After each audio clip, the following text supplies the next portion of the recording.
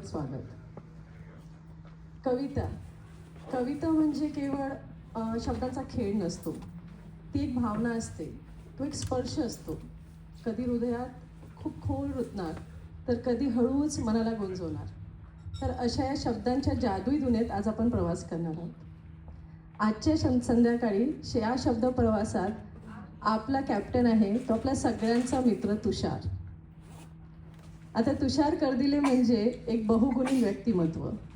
पेशाने तो IT professional, शिक्षणाच्या क्षेत्रात 11+ ट्युशनसाठी रॅकेट सायन्स संस्थेचा यशस्वी संस्थापक आणि आज आपल्या सगळ्यांच्या समोर शब्दांचा जादूगर म्हणून.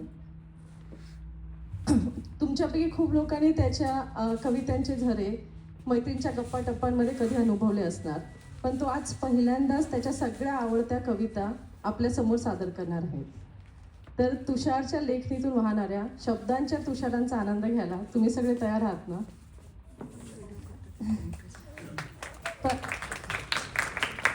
पण तुषारचं स्वागत करण्याच्या आधी आजचा कार्यक्रम आपण सुरू करूया एक सुरेल संगीतमय प्रार्थनेने. आणि ही प्रार्थना सादर करणार आहे आपली एक प्रतिभावान मैत्रीण अपूर्वा मोहोळकर. ते म्हणतात ना की शब्द आणि सूर यांची एकत्र वाटचाल झाली की कुठेतरी मनाला भक्तीचा आणि भावनेचा स्पर्श होतो. आणि म्हणूनच आज अपूर्वा आपल्या सगळ्यांच्या समोर सरस्वती स्तोत्र सादर करणार आहे. तर ज्ञानेच्या आणि कलेच्या देवीला वंदन करून आपण अपूर्वाचं टाळ्याने स्वागत करूया.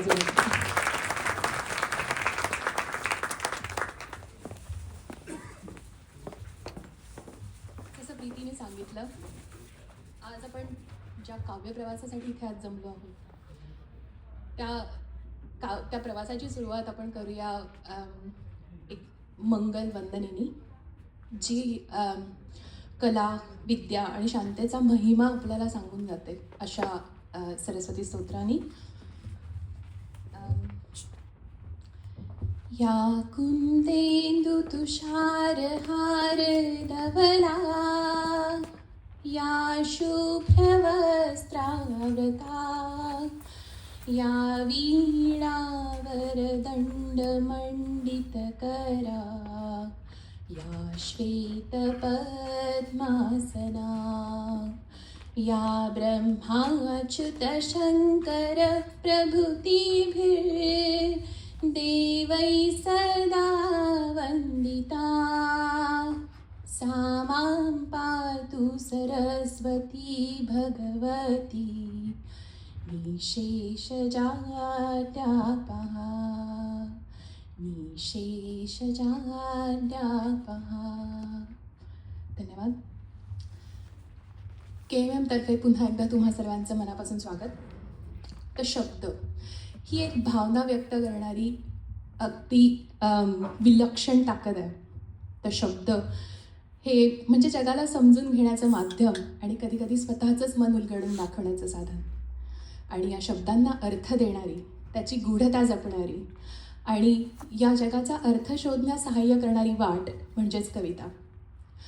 कविता ही आपल्या सर्वांच्या आयुष्यात अगदी लहानपणापासून असते आणि आपण जसे जसे मोठे होत जातो त्या कवितांचा, त्या शब्दांची आवर्तनं आपल्या मनामध्ये पुन्हा पुन्हा फेर धरतात. आणि मग तेव्हा ती फक्त कविता न राहता ते बनतं आपलं भाबडं भावविश्व. आणि अशाच आपल्या मधुर कवितांमधनं आणि त्या हुरहुरीत जगण्यासाठी, त्या नॉस्टॅल्जियामधनं आपला प्रवास घडवण्यासाठी आम्ही तुमच्या भेटीला आणले आहेत तुषारच्या कवितांचा एक खजिना. आणि तो अनुभवण्यासाठी आपण जोरदार टाळ्यांनी स्वागत करूया तुषार कर्दिले यांचं.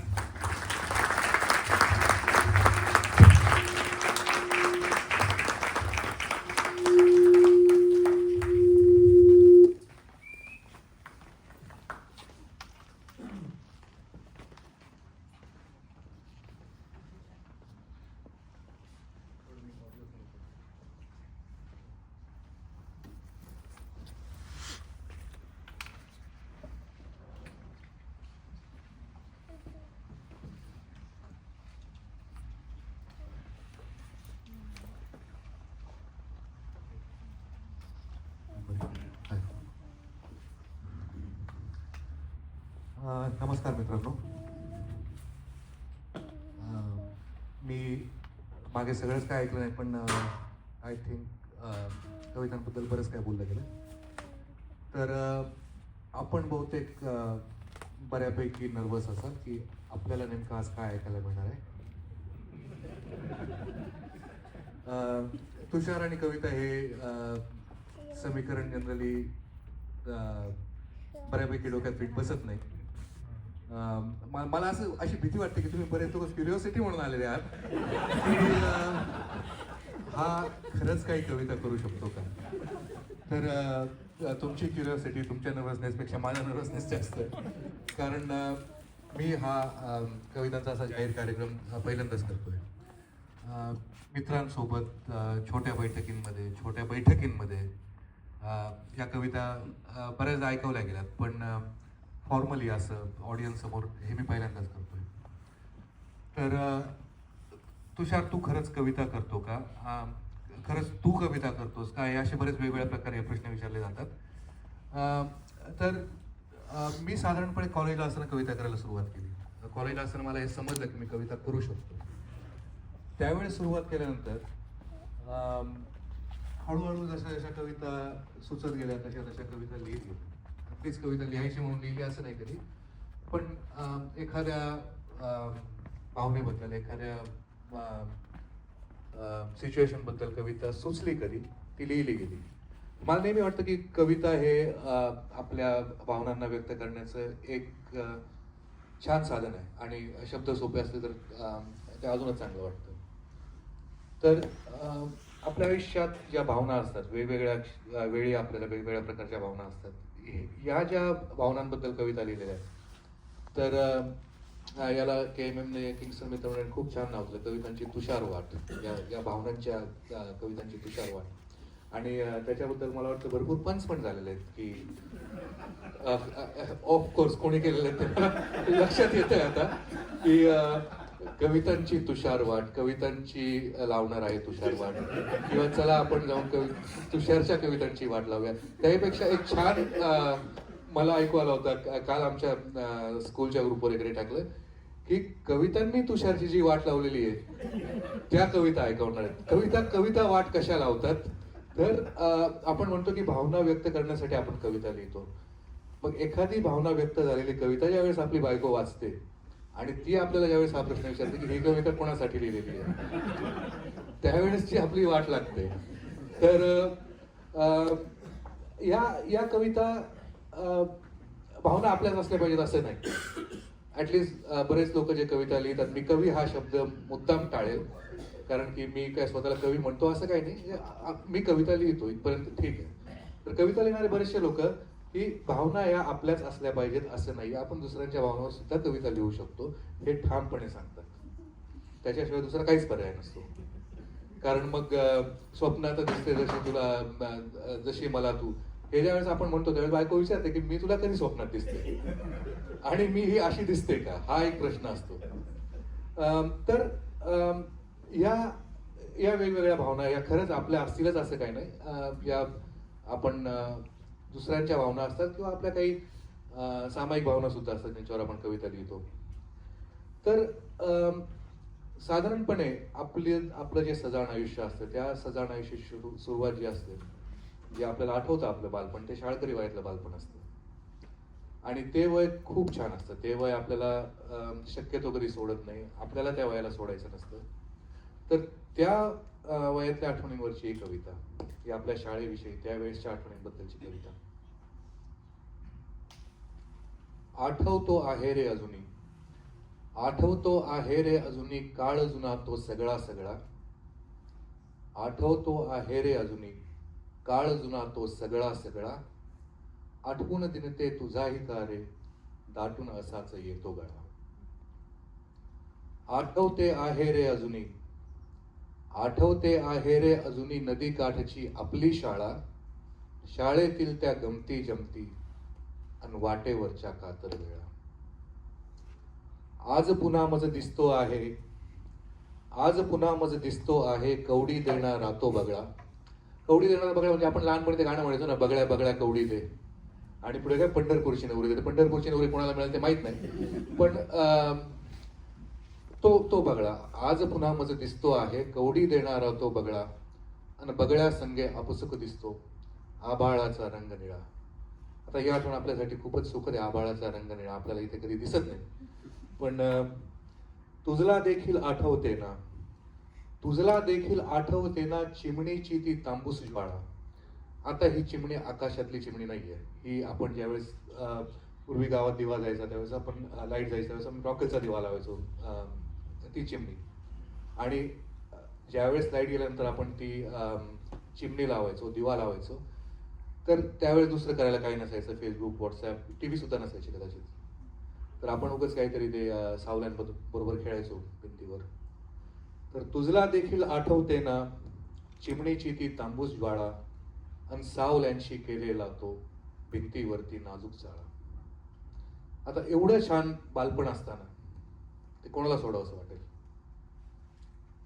मोठ्यांचे जग विचित्र आहे, मोठ्यांचे जग विचित्र आहे, नको तर या जगण्याच्या झळा, जगेन पुन्हा पुन्हा बालपण अनेक वेळा अनेक वेळा.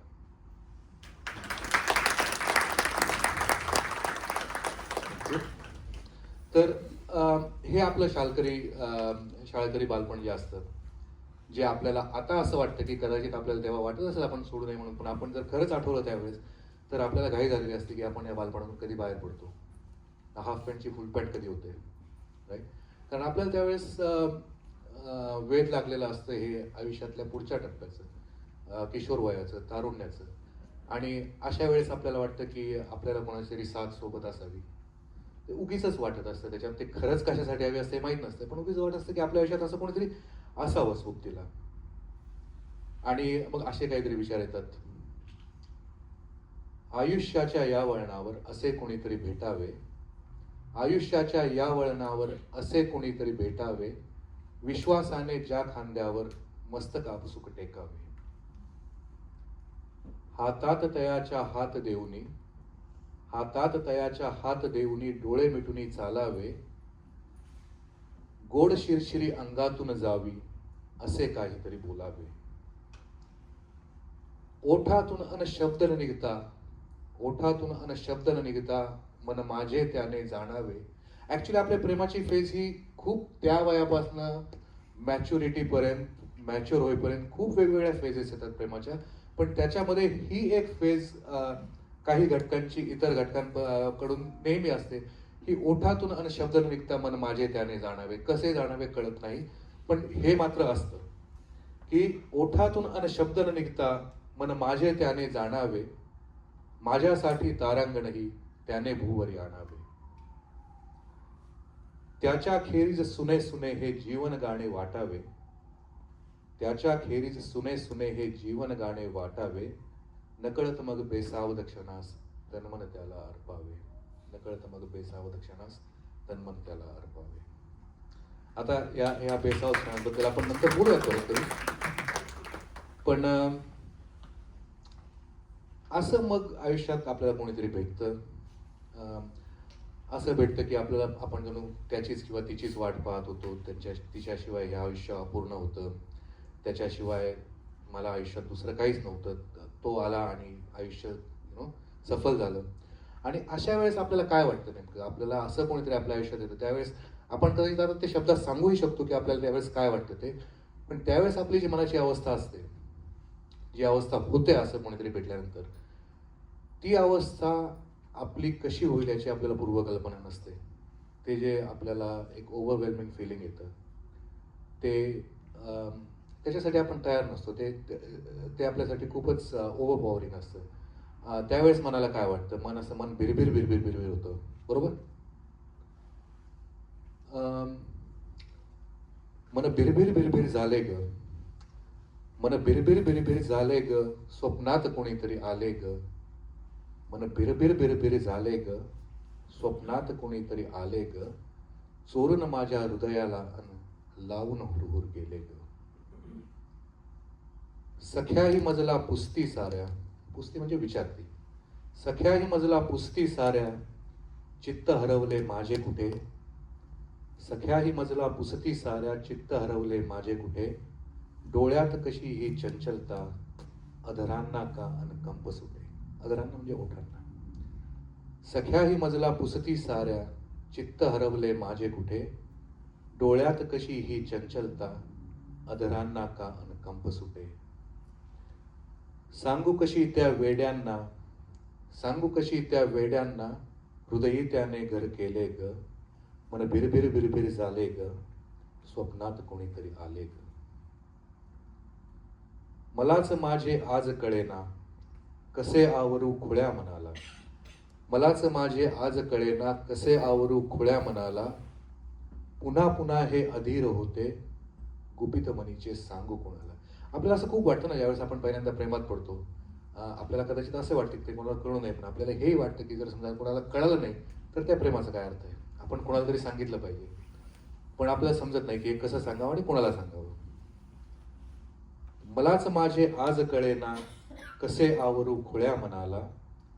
पुन्हा पुन्हा हे अधीर होते, गुपित मनीचे सांगू कोणाला. मलाच धोका देऊन वेडे त्याचे होऊन बसले ग. मन बिरबिर बिरबिर झाले ग, स्वप्नात कोणीतरी आले ग. आणि असा ज्यावेळेस कोणीतरी आपल्या स्वप्नात येतो त्यावेळेस आपला जगाकडे पाहण्याचा एक आउटलुक चेंज होऊन जातो, दृष्टिकोन चेंज होतो. आपल्याला सगळं वेगळंच वाटायला लागतं. त्या संध्याकाळी गुलाबी वगैरे वाटायला लागतात किंवा असं काहीतरी होतं.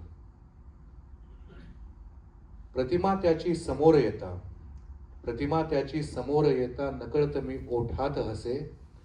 या डोळ्यांना क्षणभर आणिक, जग हे सारे सुरेख भासे. प्रतिमा त्याची समोर येता, नकळत मी ओठात हसे. या डोळ्यांना क्षणभर आणिक, जग हे सारे सुरेख भासे. त्या जादुई नजरेने मी पण रूप सुंदरी झाले ग. मन बिरबिर बिरबिर झाले ग, स्वप्नात कोणीतरी.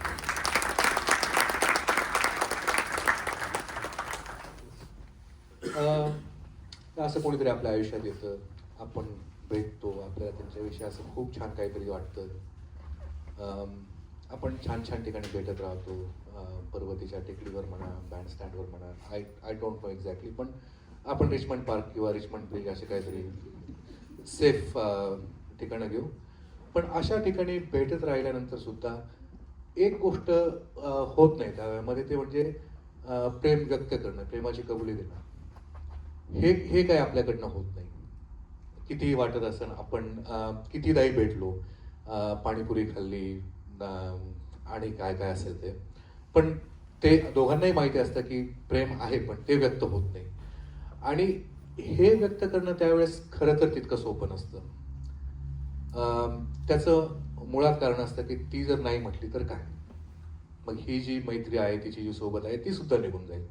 त्याच्यामुळे ही प्रेमाची कबुली दिली जात नाही. आणि काही काही प्रेम ही अशीच अव्यक्त राहून सांगतात. तर असंच विचार करा की आपण एखाद्या संध्याकाळी, आपण विचार करा की एखाद्या संध्याकाळी पर्वतीच्या टेकडीवर बसलेले आहात आणि मावळता सूर्य साक्षीला आहे. साक्षीला होता रवी मावळता, साक्षीला होता रवी मावळता, खुणवीत होता जाता जाता. ओठांवरती आल्या होत्या तरीही घेतल्या नाही शब्द. का बरं ते माहित नाही अजून पण. डोळ्यातील भाषा सांगून गेली, डोळ्यातील भाषा सांगून गेली, स्पर्शाची वीजही बोलून गेली. ओठांची थरथर तेच म्हणाली, शब्दांची मग गरज न उरली.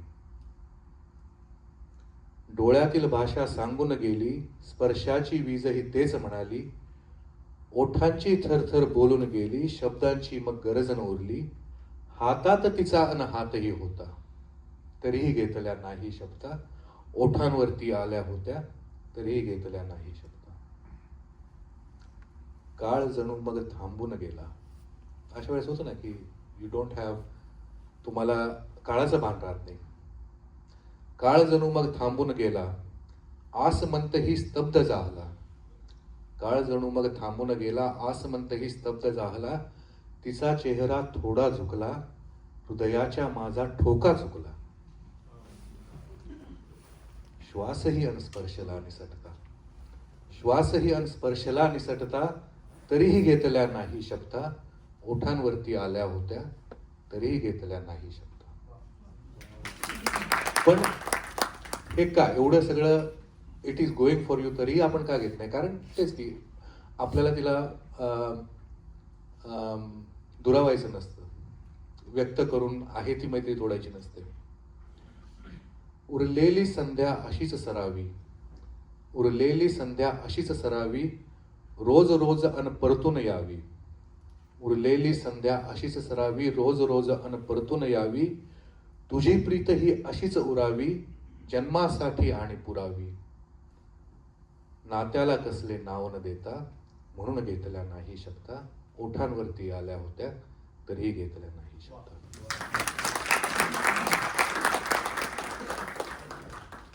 तर काही प्रेम अशी संपतात, ओठांवरती आल्या होत्या तरी घेतल्या नाही शब्द. आपण व्यक्त करत नाही.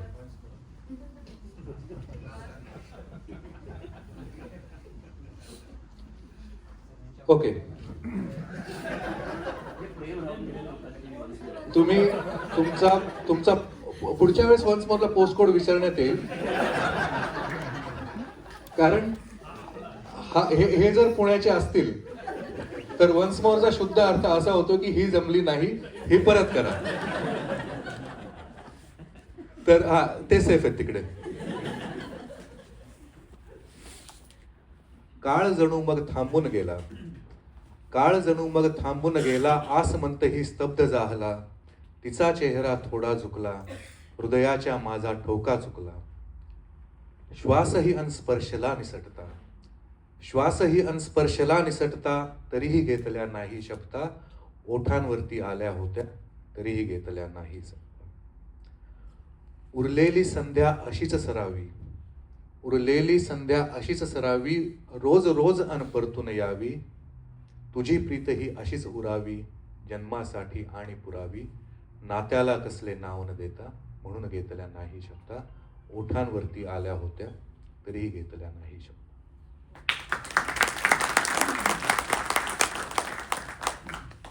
तर काही प्रेम ही अशी संपतात व्यक्त न करता, आणि काही प्रेम त्या प्रेमाची जागतिकता असते की ती प्रेम पूर्ण होऊ शकत नाही. ती प्रेम सुकर दिसत असताना सुद्धा आपल्याला आपल्या काही जबाबदाऱ्या असतात, काही बंधने असतात, काही नाईलाज असतात. त्याच्यामुळे ही प्रेम समोर दिसत असून सुद्धा ही पूर्ण होऊ शकत नाही. आणि अशा वेळेस आपल्याला असं वाटतं की ज्यावेळेस आपल्याला हे दिसत असतं की समोरची व्यक्ती हे प्रेम व्यक्त करणार असते, त्यावेळेस आपल्याला असं वाटतं की हे करू नये, आणि आपण अशा जागी फसू नये की त्याच्यातनं ना तुला मार्ग आहे ना मला मार्ग आहे. त्यावेळेस काय वाटतं आपल्याला? आसूसलो जे ऐकण्या, आसूसलो जे ऐकण्या, ते आज तू बोलू नको. सुटणार नाही जे कधी, कोडे असे घालू नको. आसूसलो जे ऐकण्या, ते आज तू बोलू नको. सुटणार नाही जे कधी, कोडे असे घालू नको. हर एक वेडी भावना बोलायची नसते कधी. डोळ्यात जे मी वाचले, ओठांवरी आणू नको. माझी नको चिंता करू, माझी नको चिंता करू, मी वास्तवाला भेटतो, जाळून ही स्वप्ने खुळी. माझी नको चिंता करू, मी वास्तवाला भेटतो, जाळून ही स्वप्ने खुळी. तू आसवे टाळू नको. विसरून जातो मी तुला, तूही मला विसरून जा. विसरून जातो मी तुला, तूही मला विसरून जा. नाते तुझे माझे जगा, सांगू नको सांगू नको. नाते तुझे माझे जगा, सांगू नको सांगू नको.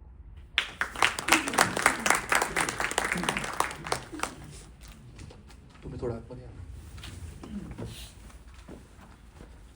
तर पुढची कविता मी जी सांगणार आहे ती थोडी गझलेच्या अंगाने जाणार आहे. तर आपल्यापैकी बऱ्याच जणांनी गझल ऐकली असेल. गझल ऐकणं ही सोपी गोष्ट आहे, कारण की आपल्याला बऱ्याचदा असं वाटतं की आपण जे संथ शांत हिंदी शक्यतो दुःखी गाणं ऐकतो ती गझल असते.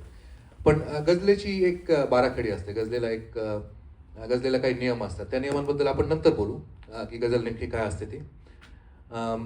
या गझलेनंतर मी तुम्हाला सांगेल की इतर कवितांपेक्षा गझल वेगळी कशी असते ती. पण ही गझल याबद्दल आहे की जी आपली प्रेम जी सफळ संपूर्ण होत नाहीत ती आपल्याला कुठेतरी बोचत राहतात. तू नाही आयुष्यात, त्याचं दुःख आपल्याला कदाचित फार जास्त होत नसेल, पण तू ज्यावेळेस आयुष्यात होता त्यावेळेसचं आयुष्य कसं होतं, किती छान होतं, त्याचा विचार करून आपल्याला कधी कधी ती खंत वाटते की त्यावेळी आभाळाचा रंगच न्यारा होता. त्यावेळी आभाळाचा रंगच न्यारा होता, आसमंत अन माझ्या कवेत सारा होता. त्याला काही लिमिट नसतं. आपल्याला त्यावेळेस जे वाटतं त्याला काहीच लिमिट नसतं. त्यावेळी आभाळाचा रंगच न्यारा होता, आसमंत अन माझ्या कवेत सारा होता. अंगणात रोज माझ्या ते शुभ्र चांदणे पडे, अंगणात रोज माझ्या ते शुभ्र चांदणे पडे, गगनात आणि माझ्या तो एकच तारा होता. किती वादळेही आली भय वाटले न त्यांचे, किती वादळेही आली भय वाटले न त्यांचे, होडी संगे माझ्या साक्षात किनारा होता. नव दिशा दिल्या तू आणि नव क्षितिजेही दाखवली, नव दिशा दिल्या तू आणि नव क्षितिजेही दाखवली, उडले अशी जणू की पंखातच वारा होता. जगणे शिकवून मजला तू घेऊन अश्रू गेला, जगणे शिकवून मजला तू घेऊन अश्रू गेला, पण दुःखांवरती आता तो एक उतारा होता, पण दुःखांवरती आता तो एक उतारा होता.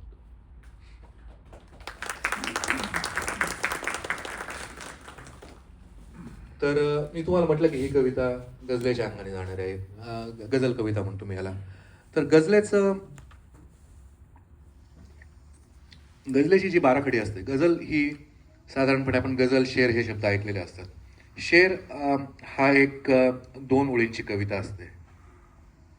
गझल ही मुळात पर्शियन त्या भागातली काव्य प्रकार आहे.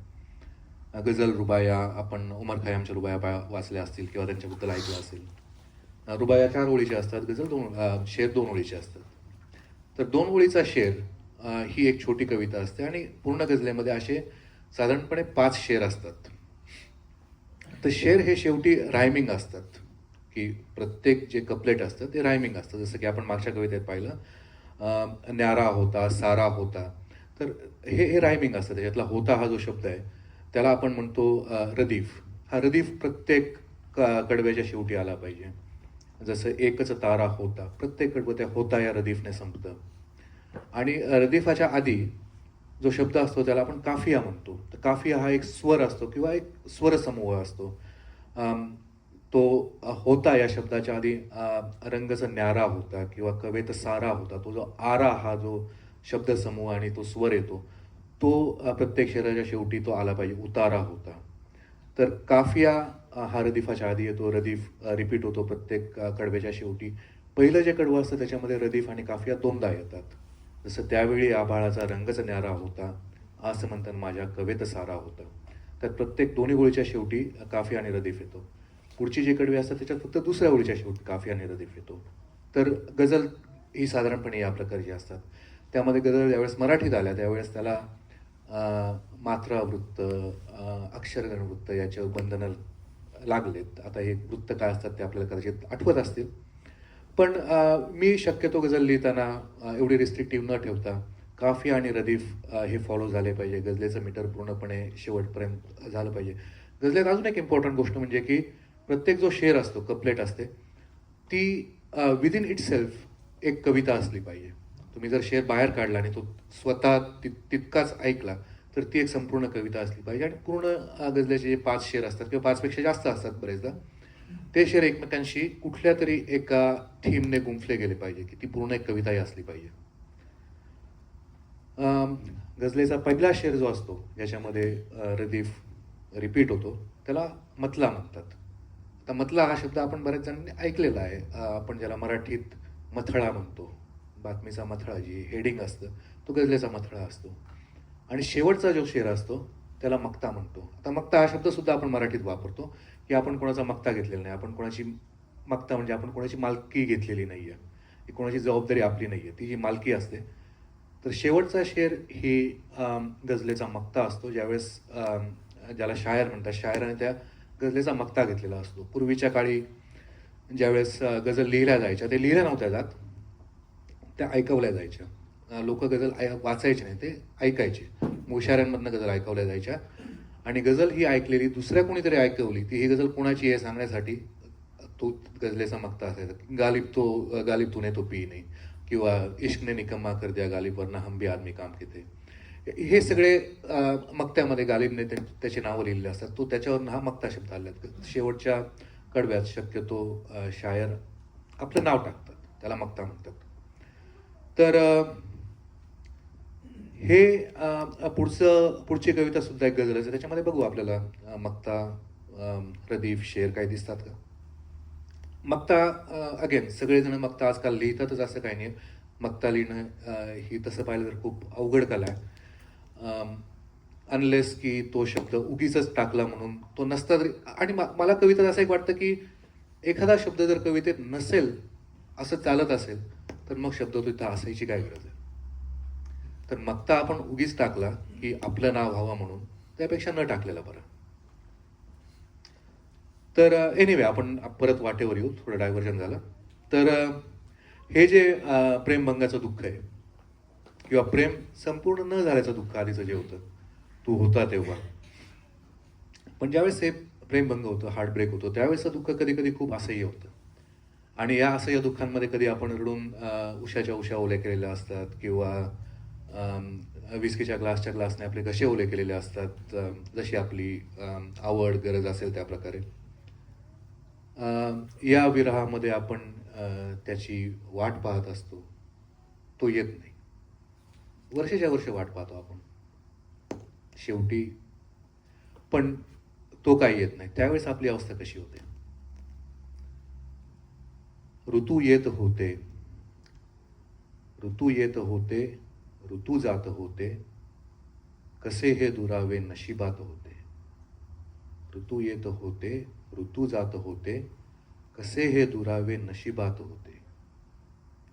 तसे संपले जीव घेणे उन्हाळे, तसे संपले जीव घेणे उन्हाळे, आता आसवांचीच बरसात होते. किती वाट पाहू सख्या मिलनाची, किती वाट पाहू सख्या मिलनाची, सरेना तुझ्या विण सुनी रात होते. किती दूर लोटू, किती दूर लोटू कसे पाश तोडू, किती दूर लोटू कसे पाश तोडू, खोळे दुःख माझ्याच प्रेमात होते. तुझा दोष नाही, तुझा दोष नाही, सुखांशी तसेही जणू वैर माझे पिढी जात होते. मला सागरांची नको लाच आता, मला सागरांची नको लाच आता, खरे प्रेम एका तुषारात होते, खरे प्रेम एका तुषारात होते.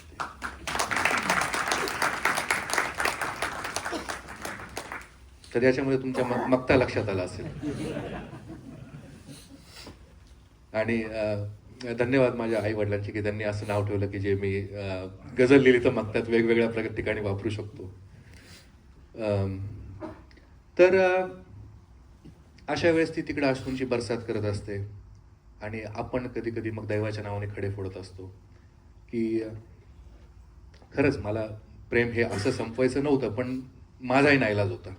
जर समजा सगळं व्यवस्थित असलं असतं तर कदाचित झालंही असतं, पण ती आपल्यासोबत नसते याचं दुःख आपल्यालाही तितकंच असतं की हे असं नव्हतं व्हायला पाहिजे, पण काय करणार आहे, असं झालेलंच असतं.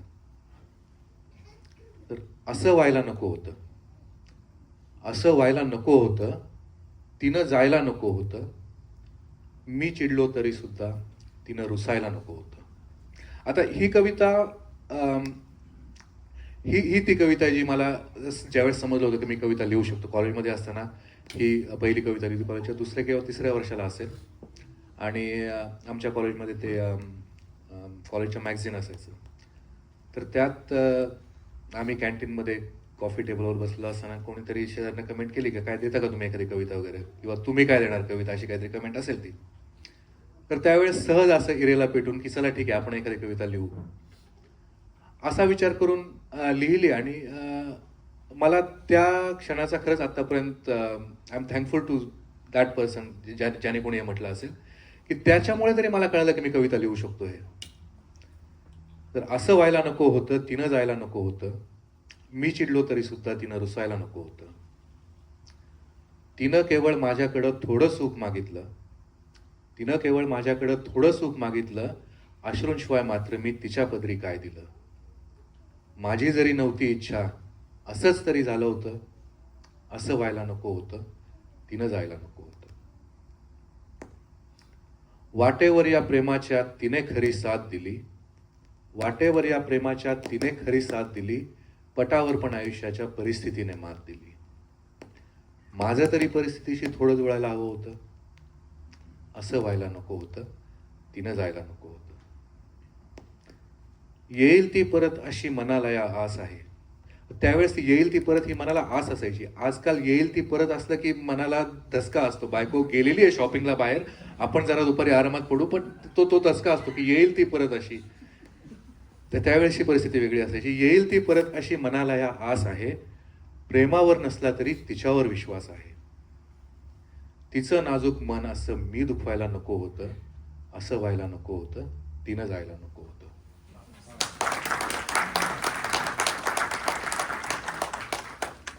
तर या अशा काही विफल, काही अपूर्ण, काही इमॅच्युअर अशा काही प्रेमांमधून आपली गाडी पुढे पुढे सरकत असते. एखादं जुन्या जखमांवरची खपली भरली का नवीन जखम करायची, हे ठरलेलं असतं. काय करणार, ते दिल तो दिल है. एकदा एक संपलं की आपण पुढच्यासाठी तयार असतो. आपण ते कभी आ कभी नाचा शेवटचा सीन आपल्याला आठवत असेल की जुही चावला येते ना. तर परत आपण कोणाच्या तरी प्रेमात पडतो, परत आपण कोणाच्या तरी प्रेमात रमतो, आणि यावेळेस आपल्याला माहिती असतं की हे प्रेम आपण व्यक्त करायला हवं. त्यावेळेस आपण कदाचित तेवढे मॅच्युअर झालो असतो की आता आपण या प्रेमाचं फलसफा हो सकता है. तर हे प्रेम कसं व्यक्त करावं असं वाटलं. स्वप्नात पाहतो जशी तुला मी. आता हीच ती कविता ज्यावेळेस म्हटलं कवितांमुळे ज्या वाटा लागतात त्यातली ही एक कविता, की ही कविता तू माझ्यासाठी लिहिलीस का. स्वप्नात पाहतो जशी तुला मी, तशीच वेडी असशील का तू. उगाच काही कारण नसता गोड मधास हसशील का तू. डोळ्यात अनोखी स्वप्ने घेऊन, डोळ्यात अनोखी स्वप्ने घेऊन, नजरेत तिलीस मी जादू घेऊन, बेधुंद स्वरांनी अन माझे जीवन गाणे गाशील का तू. लाजून कापऱ्या स्वरात कानी, लाजून कापऱ्या स्वरात कानी, शब्द प्रीतीचे बोलून आणि, लपवून चेहरा ओंजळीत अन मिठीत माझ्या येशील का तू. पावसात कधी चिंब होऊनी, पावसात कधी चिंब होऊनी, इंद्रधनुचे रंग लेऊनी, पावसात कधी चिंब होऊनी, इंद्रधनुचे रंग लेऊनी, कधी पुनवेच्या दुधाळ रात्री चांदण्यात अन नाशील का तू. वा, हे आपल्याला खूप छान वाटतं. या सगळ्या गोष्टी फॅन्टसीतल्या असतात. त्याच्यामुळे असं काही घडत नाही. नाही घडले असले काही, नाही घडले असले काही, तरीही माझी हरकत नाही. नाही घडले असले काही, तरीही माझी हरकत नाही. तूच पुढे मज जगण्यासाठी कायमची माझी होशील का तू. कायमची माझी होशील का तू.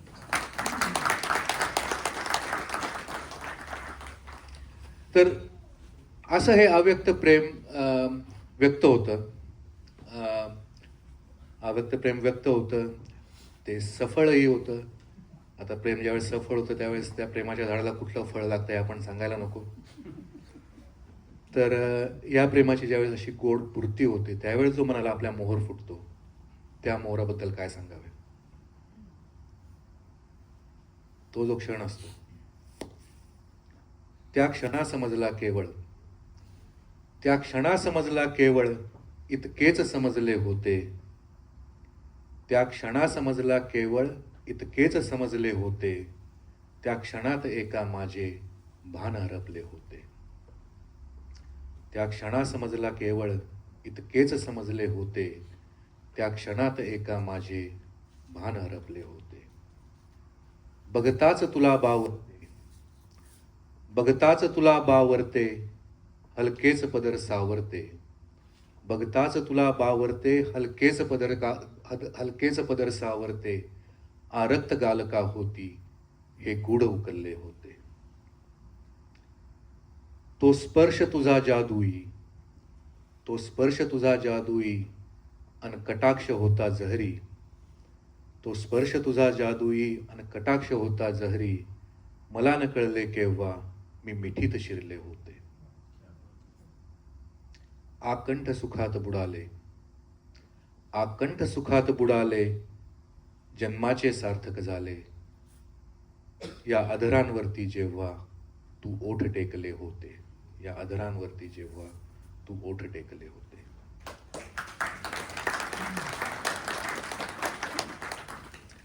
तर ही प्रेमाची अशी सफळ संपूर्ण प्रेम होतं. आणि आपण सगळे हिंदी चित्रपट पाहतो, आपण खूप आधीपासून पाहत आलो असतो, त्यामुळे आपल्याला एक्सपेक्टेड असतं की हे ज्यावेळेस असं होतं त्यावेळेस एक पार्टी येते, दी एंड. त्याच्यानंतर आपण पुढचा चित्रपट ते आपल्याला दाखवतच नाहीत, कारण त्याच्यानंतरचं आयुष्य एकदम संथ आणि मोनोटोनच झालेलं असतं. ते गुलाब आणि चॉकलेटची जागा डाळ तांदूळ वगैरे अशा गोष्टींनी घेतलेली असते. आधी डाळ तांदूळानेच घेतली असते, त्याच्यानंतर होमवर्क किंवा डायपर्स अशा एकदम नको अशा गोष्टींनी घेतलेली असते ती जागा. आणि या अशा गोष्टींमध्ये आयुष्य आपलं कुठं निसटून जातं ते आपल्याला समजत नाही. आयुष्य निसटून जातं, त्या आयुष्यासोबत प्रेम कुठेतरी अडगळीला पडतं, ते प्रेम आपल्याला सापडत नाही. मग असंच कधीतरी एखाद्या निवांत क्षणी ते प्रेम आपल्याला परत एकदा दिसतं. ते थँकफुली यावेळेस ते प्रेम आपल्याला आपल्याच घरात आपली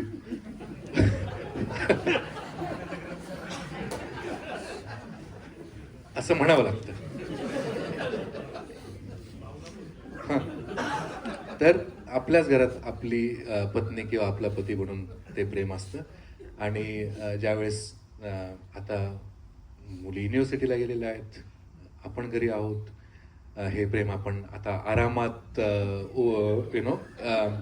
एक्सपिरियन्स करू शकू अशी सिच्युएशन झालेली असते.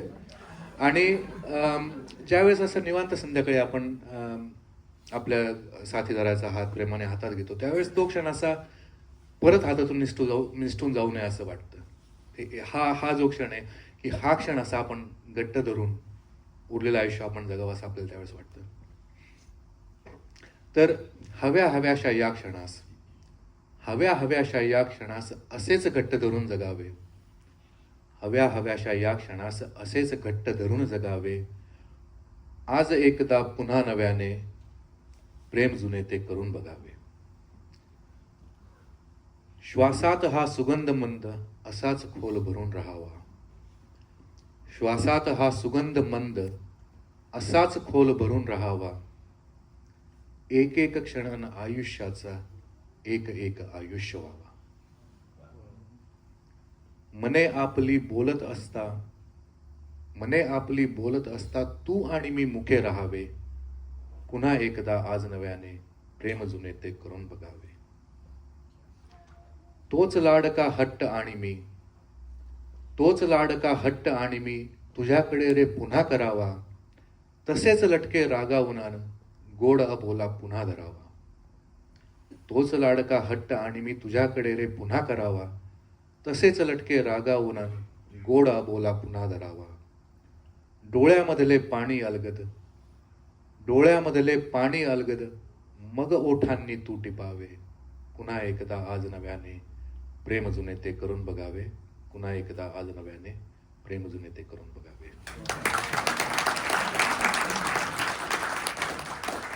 तर आपण या अशा टप्प्यावर आलेलो असतो की आयुष्य सॉर्टेड, सेटल्ड, आपण पुन्हा एकदा आज नव्याने प्रेम जुने ते करून बघावे. हा टप्पा आपल्याला मध्यंतर घेण्यासाठी योग्य आहे असं मला वाटतं. तर आपण एक 10-15 मिनिटाचा ब्रेक घेऊया आणि ब्रेक नंतर परत ही जर्नी पुढे सुरू करूयात.